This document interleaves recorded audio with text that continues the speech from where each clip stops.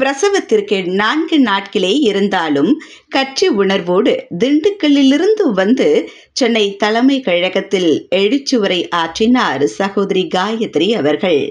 அவர் உரையில் கூறியது போல் இன்று வியாழக்கிழமை அவருக்கு பெண் குழந்தை பிறந்தது.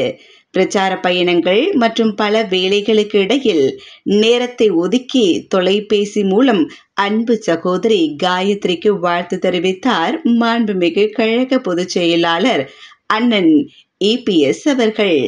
ஐயா, காயத்ரி மகாதேவினின் வாழ்த்துக்கள்.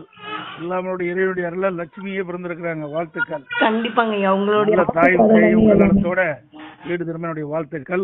நிச்சயம் பெருசாகி நோயொடிலாம் பல்லாண்டு பல்லாண்டு வளர்ந்து எல்லா வளங்களும் பெற்று உங்களையும் உங்களுடைய ஆசீர்வாதத்தினால் உடல்நலம் சரியாகி நம்மளுடைய கட்சிக்காக உண்மையாக உழைப்பதற்கு காத்துட்டு இருக்கேங்க. ரைட், நல்லா